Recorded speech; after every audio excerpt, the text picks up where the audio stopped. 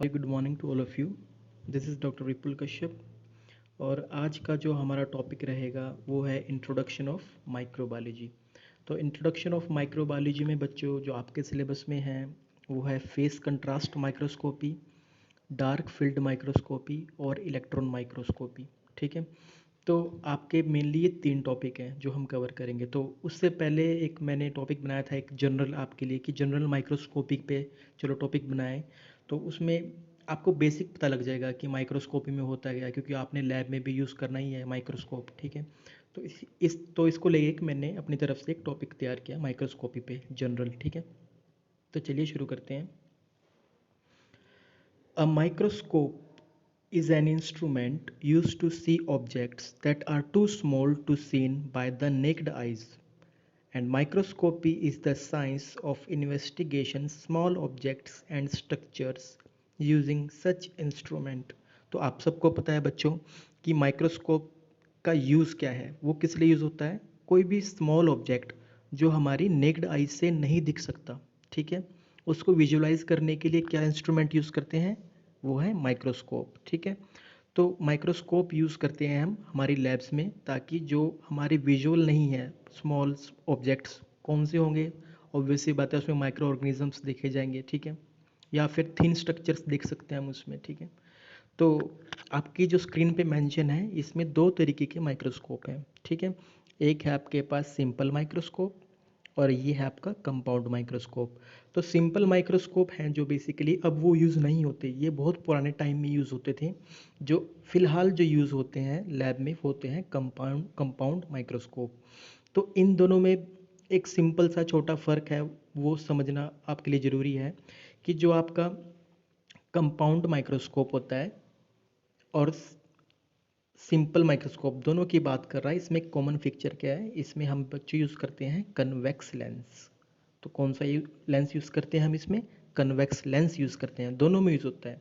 फ़र्क क्या है सिंपल और कंपाउंड माइक्रोस्कोप में, हम सिंपल माइक्रोस्कोप में सिंगल कन्वेक्स लेंस यूज़ करते हैं। ठीक है, सिंगल कन्वेक्स लेंस, जबकि कंपाउंड माइक्रोस्कोप में हमारे पास लेंस कितने होते हैं, 2 कन्वेक्स लेंस है। ठीक है, यही मेन फ़र्क है जिसके कारण क्या होता है, मैग्नीफाइंग पावर कंपाउंड माइक्रोस्कोप की बहुत ज़्यादा हो जाती है। ठीक है, इंक्रीज़ कर जाती है। हालांकि कंपाउंड माइक्रोस्कोप में आप विजुलाइज तो कर सकेंगे मगर वो इतनी क्लैरिटी और अच्छे तरीके से विजुलाइज नहीं कर पाओगे जितना आप एक कंपाउंड माइक्रोस्कोप से कर पाओगे। तो इसी कारण हम लैब में कौन सा कंपाउंड माइक्रोस्कोप यूज़ करते हैं। ठीक है, तो अब हम डिटेल में कंपाउंड माइक्रोस्कोप के बारे में पढ़ते हैं। चलिए शुरू करते हैं। तो ये आपके सामने स्क्रीन पे है कंपाउंड माइक्रोस्कोप। ठीक है, तो इसके पार्ट्स के बारे में थोड़ा सा जानना ज़रूरी है कि क्या है क्या नहीं है इसकी फंक्शंस। ठीक है, तो शुरू करते हैं। सबसे पहले जो आपको स्क्रीन पे दिख रहा है बच्चों, ये है ऑक्यूलर लेंसेज। ठीक है, ये ऑक्यूलर लेंसेज होते हैं, मतलब कि हम अपनी आइज़ यहाँ पे रखते हैं और इनको आई पीस भी बोला जाता है। ठीक है, यहाँ से विजुअल करेंगे हम। ठीक है, उसके बाद सेकंड आता है आपका हेड, ये रीजन इसको हेड बोला जाता है। उसके बाद ये रीजन है इसको आर्म बोला जाता है। ओके, उसके बाद आपके होते हैं रोटेटिंग नोज़ पीस, ये है रोटेटिंग नोज़ पीस।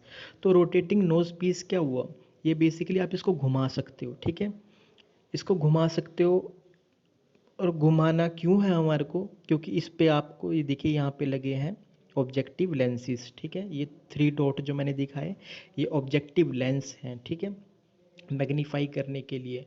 ठीक है, इमेज को तो ये घूम सकते हैं आप, अलग अलग इसको मैग्नीफिकेशन पे देख सकते हैं लेंसेज में। जिस तरह मान लीजिए 10x पे देखना है आपने, ठीक है, या फिर 25x पे देखना है या फिर 100x पे देखना है, तो उतने ही ज़्यादा आपका मैग्नीफाई हो जाएगी वो इमेज। ठीक है, इन लेंसेज के कारण।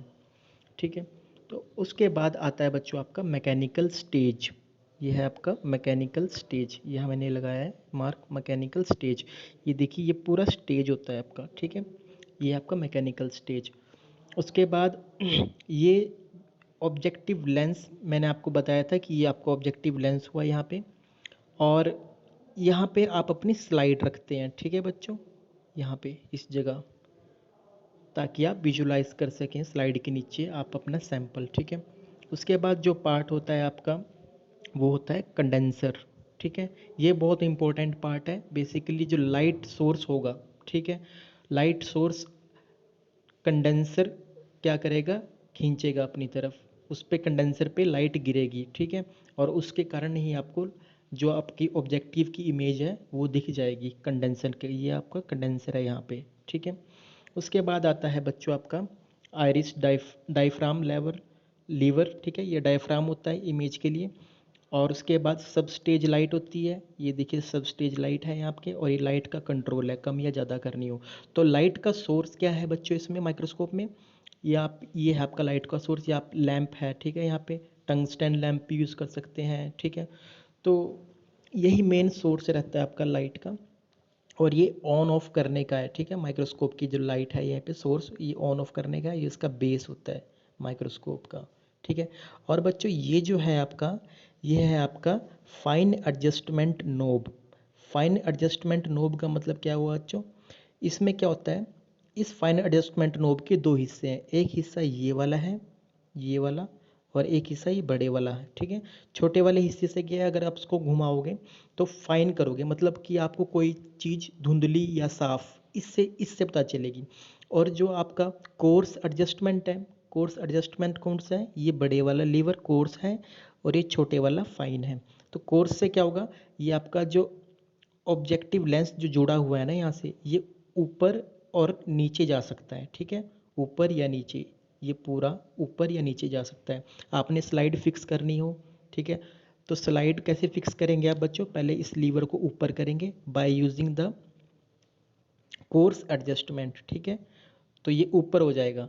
उसके बाद फिर आप स्लाइड रख देंगे, फिर आप नीचे करेंगे दोबारा, फिर कोर्स एडजस्टमेंट को घुमाएंगे, फिर ये नीचे हो जाएगा, ठीक है, कोर्स एडजस्टमेंट ये। और उसके बाद आप फाइन करेंगे उसको एडजस्ट, फाइन मतलब कि कोई धुंधली चीज़ साफ दिख जाएगी, ठीक है।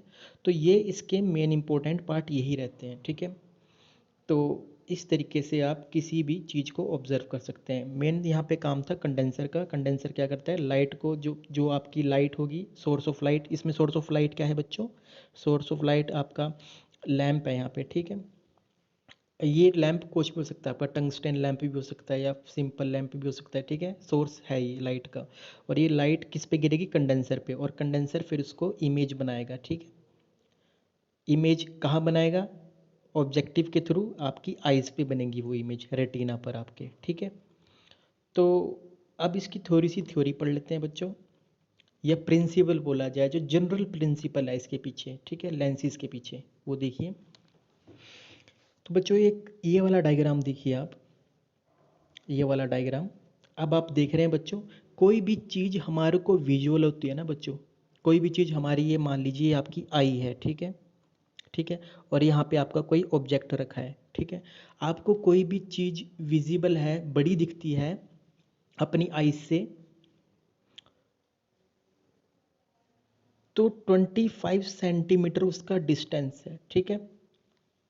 25 सेंटीमीटर अपनी आँख से आप कोई भी चीज़ को रखेंगे तो आपको बिल्कुल साफ नज़र आएगी, ठीक है।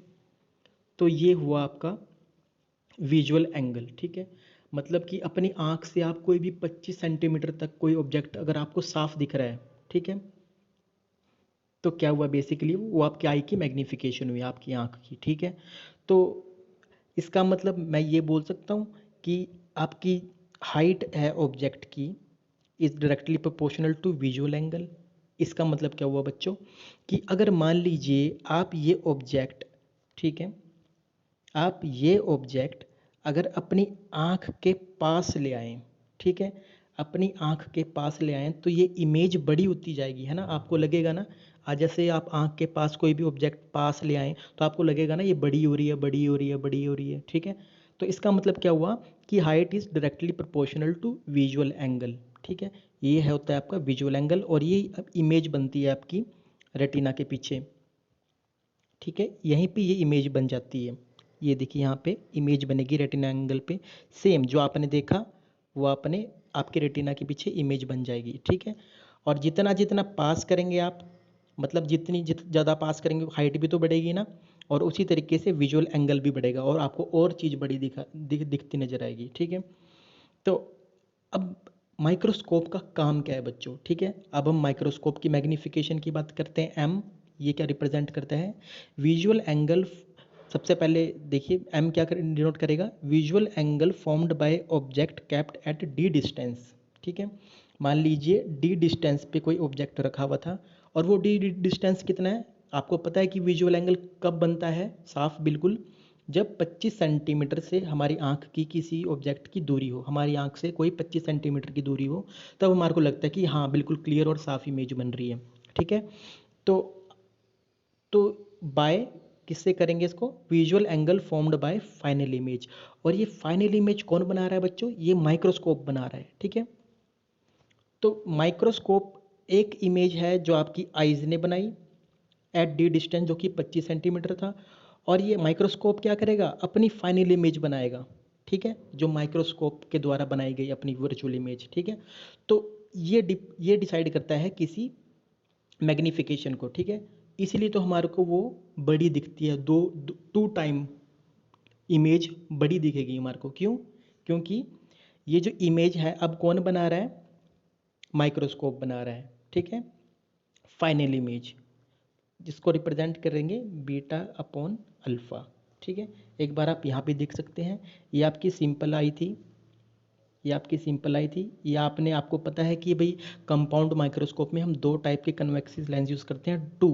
ठीक है, जिससे मैग्नीफाइंग पावर बढ़ जाएगा आपका। देखिए आईपीस आपने यूज़ किया, पहली इमेज आपकी ये बनी, उसके बाद क्या हुआ?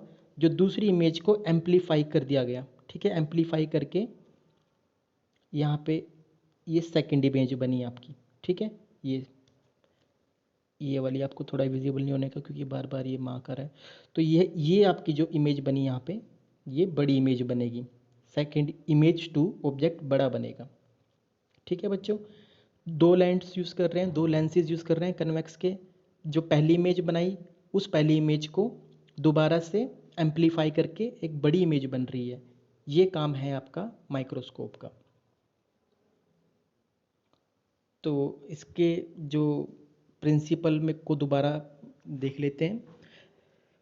द मिरर और light source reflect the light rays towards the condenser. अब आप देखिए यहाँ पे तो लाइट सोर्स है हमारे पास। ठीक है, कई बार हमारे पास सिंपल मिरर भी होता है यहाँ पे। ठीक है, तो हमारा मेन मकसद क्या है कि भाई जो हमारी लाइट आ रही उसको कंडेंसर तक ले जाएं। द मिरर और light source reflects the ray light towards the condenser. Condenser की तरफ चली गई जो आपके लाइट सोर्स था। ठीक है, वो इमेज को लाइट जो थी, मिरर और लाइट सोर्स ने क्या किया? लाइट रेज को रिफ्लेक्ट किया। कहाँ तक? कंडेंसर तक। The condenser forms the cone of light from reflected ray. ठीक है, अब इन रिफ्लेक्टेड रे से क्या बनाया कंडेंसर ने? कॉन ऑफ लाइट बनाया। This cone of light strike on a object. ठीक है, अब ये कॉन ऑफ लाइट कहाँ पे स्ट्राइक करेगी? ऑब्जेक्ट जो आपने स्लाइड पे रखा हुआ है ना, आप जिस सैंपल है जो आपका, उस पर स्ट्राइक करेगी ये light. The ray light pick up details of the object and enter the objective. अब ये क्या करेगी? ये लाइट क्या करेगी? वहाँ से डिटेल्स लेगी और आपके जो ऑब्जेक्टिव लेंस है उस तक ये इंफॉर्मेशन पहुँचा देगी जो इमेज बन रही है। ठीक है, ऑब्जेक्टिव तक। The objective produced an enlarge real and inverted prime image. तो उसके बाद क्या होगा बच्चों? वो ऑब्जेक्टिव एक एनलार्ज रियल और इन्वर्टेड प्राइमरी इमेज बना देगी आपकी। ठीक है, the primary image forms at upper part of body tube. अब ये जो upper part of body tube है ना, ये यहाँ पे, तो यहाँ पे आपकी प्राइमरी इमेज बनेगी। अब ठीक है, तो आपकी 1 इमेज बन चुकी। ठीक है, पहली इमेज। अब क्या होगा? The eyepiece further magnifies the primary image with help of field lens. अब आपको पता है कि यहाँ पे फील्ड लेंस है। ठीक है, तो अब ये जो आपकी प्राइमरी इमेज थी ये दोबारा एम्पलीफाई हो जाएगी। The eyepiece further magnifies the primary image with help of field lens which collect the diverging raise of primary image and form virtual image. अब जो आपकी प्राइमरी इमेज थी, ठीक है, वो क्या हुआ? विच कलेक्ट्स द डाइवर्जिंग रे। ये यहाँ तक डाइवर्जिंग रे बन रही थी ऑब्जेक्टिव से लेके यहाँ तक ऊपर गई। ठीक है, उसके बाद ये जो आपका आई लेंस है ये क्या करेगा? उन प्राइमरी इमेज को जो डाइवर्जिंग थी उसको आप किस में कन्वर्ट कर देगा? वर्चुअल इमेज में बना देगा। मतलब जो आपकी शुरू की जो यहाँ तक इमेज बन गई थी, कंडेंसर से जो इमेज बनी थी ऑब्जेक्टिव लेंस तक, उसने रेज को क्या किया? आई लेंसेज ने क्या किया? वर्चुअल इमेज में कन्वर्ट कर दिया। This image seen by retina of our eye is virtual. ठीक है, जो अब हम देख रहे हैं बच्चों, इमेज इस वक्त हमारी आइज़ में वो होती है वर्चुअल इमेज। ठीक है, which is formed by eyepiece. Virtual image बच्चों किसको बोला जाता है? बेसिकली जो वर्चुअल इमेज वो होती है जो असली ना हो। ठीक है, मान लीजिए ये कोई लेंस है, यहाँ से रे पास हो रही है और ये मान लीजिए कन्वर्ज कर रही है। ठीक है, ये जो यहाँ से ऐसे ऐसे करके निकलेगी, एक बार मैं दोबारा बना देता हूँ, वर्चुअली इमेज बता देता हूँ आपको। मान लीजिए ये कोई रे है आपकी गई, ठीक है, रे उसके बाद आपकी ये बनाएगी। ठीक है, तो ये जो इमेज बन रही है ऐसे ऐसे करके डॉट डॉट्स में, इसको बोलेंगे आप वर्चुअल इमेज। ठीक है, तो एक लिंक मैं आपको भेजूंगा इस पीपीटी के साथ, तो उससे आपका ज़्यादा कंसेप्ट क्लियर होगा फिजिक्स का, रियल इमेज, वर्चुअल इमेज। ठीक है, और कैसे कैसे फिजिक्स के कंसेप्ट के हिसाब से माइक्रोस्कोप को एक्सप्लेन किया जाता है, वो आप उस स्लाइड में अच्छे से जान सकते हैं। तो मेन प्रिंसिपल मैंने आपको समझा दिया है। आई होप आपको ये चीज़ समझ आए। Thank you.